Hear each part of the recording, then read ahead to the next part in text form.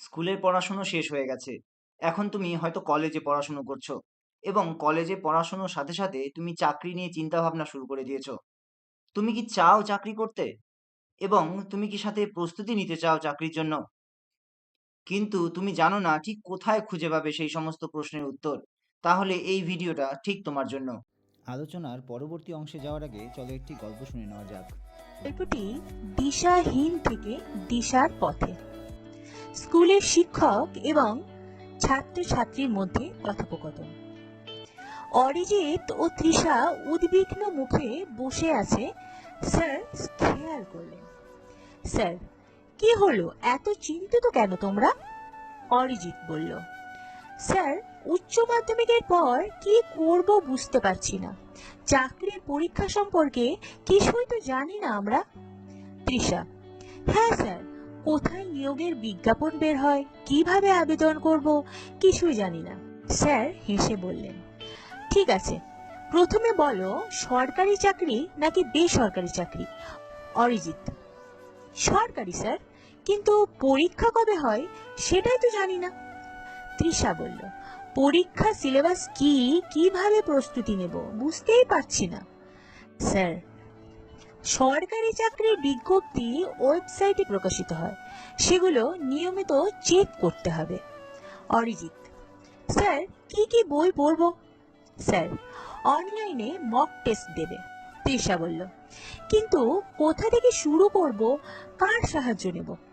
Sir মুচকি হেসে বললেন, এত প্রশ্ন একসঙ্গে করলে কিভাবে বলবো, তার চেয়ে এই ভিডিওটা সম্পূর্ণ দেখো, সব প্রশ্নের উত্তর পেয়ে যাবে। অরিজিৎ ও তৃষা একে অপরের দিকে তাকায় এবং দিশার পথ খুঁজে পায়। জব, চাকরি বা কর্মসংস্থান আমরা যেই নামেই চিনি না কেন, আসলে বিষয়টি কি সেটা আগে একটু দেখে নিই। দেখো, মূলত একজন ব্যক্তি কিছু কার্যকলাপের সঙ্গে যুক্ত থাকে এবং সে একটি নির্দিষ্ট সময়ের পর কিছু আর্থিক উপার্জন করে। এটি হচ্ছে চাকরি বা জব বা কর্মসংস্থান। কিন্তু ভালোভাবে যদি বুঝতে চাই তাহলে একটা জিনিস খুব ভালোভাবে বুঝে নাও, যে সমাজের কোনো সমস্যা থাকবে, কোনো অভাব থাকবে, সেই অভাবটি তোমাকে পূরণ করতে হবে। যদি সেই অভাবটি তুমি পূরণ করে দাও, তাহলে সমাজ তার পরিবর্তে তোমাকে একটা অর্থ দেবে, সেটি হচ্ছে উপার্জন। একটা উদাহরণের সাহায্যে একটু বুঝে নিই। মনে করো কৃষকরা চাষ করছে, অর্থাৎ সমাজে তার একটি অভাব রয়েছে। কিসের অভাব? না খাদ্যের অভাব। যখন সে খাদ্য উৎপাদন করছে এবং সেটি বিক্রি করছে আমাদের কাছে, তখন আমরা সেটা কিনে নিচ্ছি। অর্থাৎ আ তারা যখন আমাদের কোনো সমস্যার সমাধান করছে, তার পরিবর্তে আমরা তাদেরকে অর্থ দিচ্ছি। অর্থাৎ এর ফলে তাদের একটা উপার্জন হচ্ছে। এটি আসলে কর্মসংস্থান। যখন আমরা কাজের কথা বলছি অর্থাৎ চাকরির কথা বলছি, তখন কিন্তু একটু দেখে নেওয়া যাক যে এর ধরন বা শ্রেণীবিভাগগুলি কি, কি রয়েছে। দেখো, কাজের প্রকৃতির ভিত্তিতে আমরা যদি কাজকে ভাগ করি বা চাকরিগুলিকে ভাগ করি, তাহলে পরে মোটামুটি ৩ টি ভাগ দেখতে পাওয়া যাচ্ছে। একটা হচ্ছে সরকারি চাকরি, একটা বেসরকারি চাকরি, আরেকটা হচ্ছে স্বনিযুক্ত চাকরি অর্থাৎ সেলফ জব। আচ্ছা, যদি সময়ের ভিত্তিতে দেখি, স্থায়ী চাকরি, অস্থায়ী চাকরি এবং খণ্ডকালীন চাকরি। দেখো, কিছু চাকরি রয়েছে যেটা দীর্ঘমেয়াদী, অর্থাৎ টিল 60 ইয়ার্স বা 65 ইয়ার্স অবধি তুমি করতে পারবে, সেগুলো কিন্তু স্থায়ী চাকরির মধ্যেই পড়ে যায়।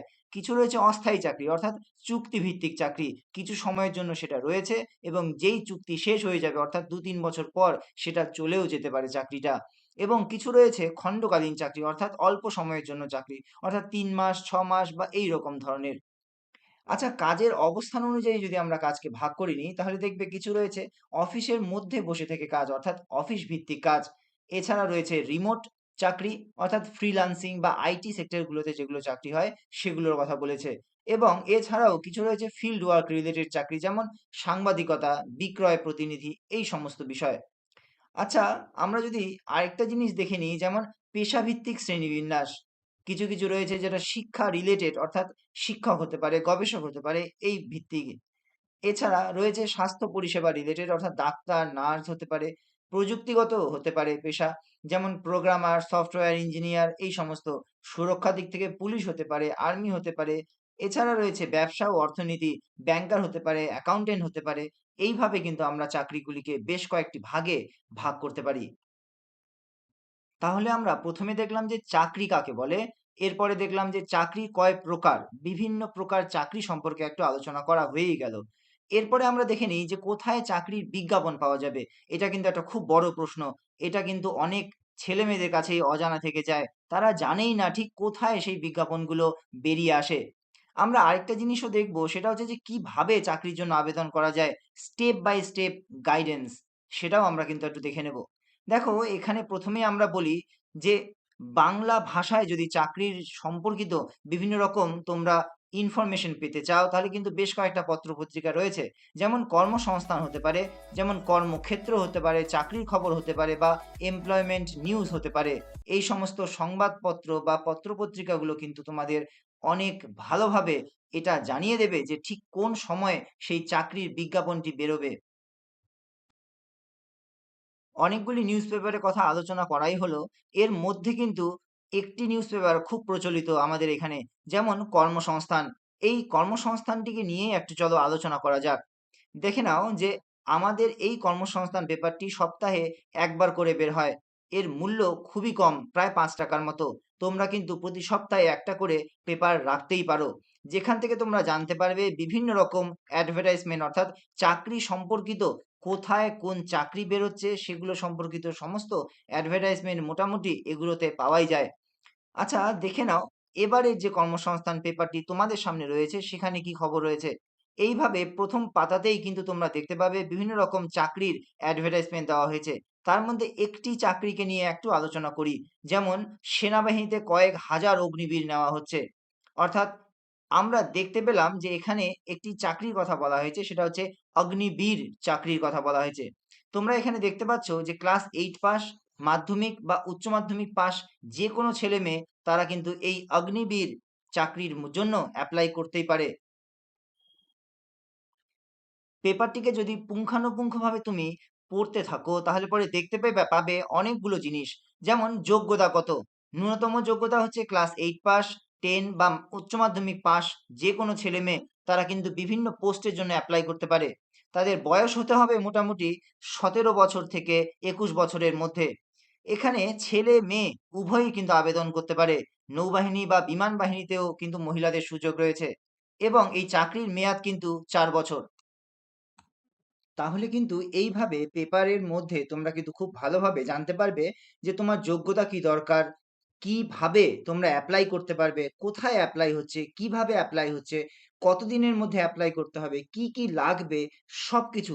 বয়সের ঘেরাটোপ, তোমাকে কি কি ভাবে তোমাকে প্রস্তুতি নিতে হবে, সবকিছু তোমরা জানতে পারবে এই পেপারটার মধ্যে থেকে।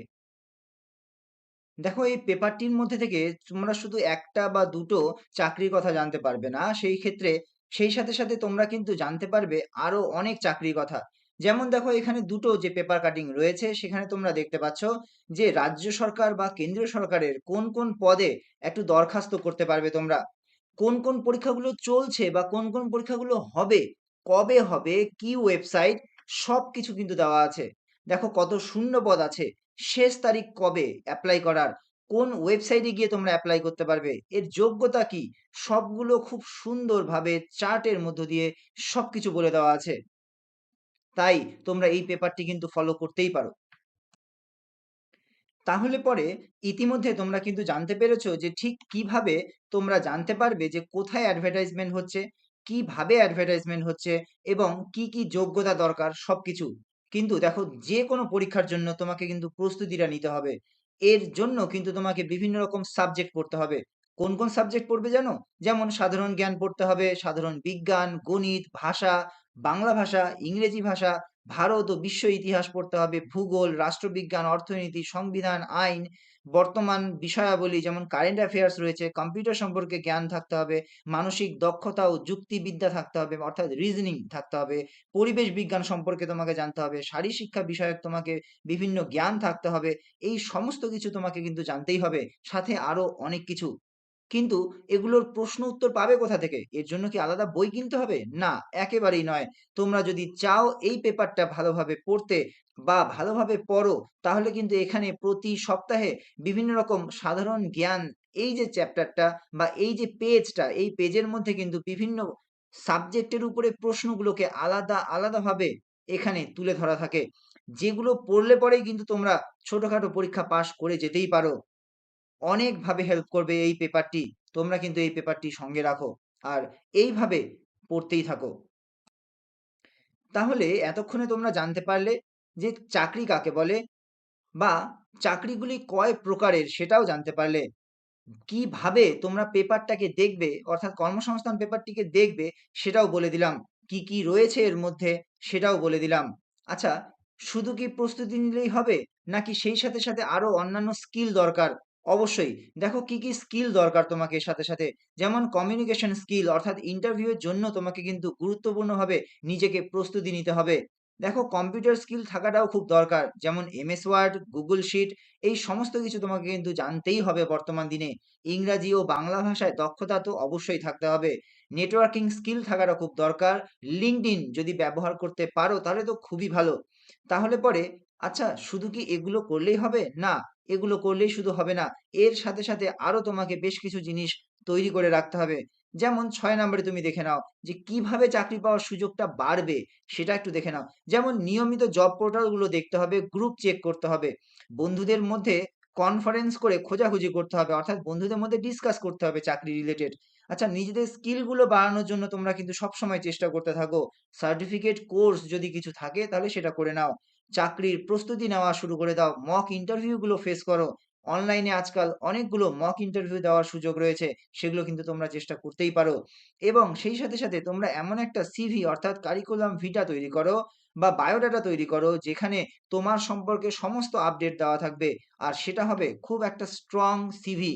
ওর জন্য তোমরা একটা দারুণ সিভি তৈরি করে রাখো যেটা তোমাদের চাকরির ক্ষেত্রে বিশাল হেল্পফুল হবে।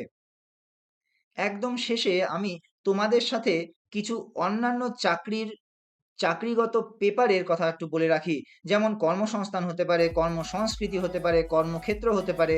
এছাড়াও বিভিন্ন রকম জার্নাল যেমন WBCS প্রিলিমস 2020 বা এই রকম ধরনের কিছু জার্নাল রয়েছে যেগুলো তোমাদেরকে চাকরির ক্ষেত্রে অনেকটা হেল্প করবে।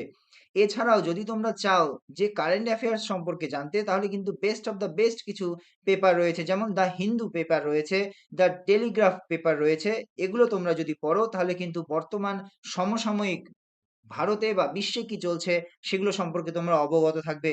আর যেটা তোমাদের চাকরির ক্ষেত্রে বিশাল হেল্পফুল হবে। এতক্ষণ সঙ্গে থাকার জন্য অনেক অনেক ধন্যবাদ। আশা করি তোমরা সমস্ত জিনিসটা খুব ভালোভাবে বুঝতে পেরেছো।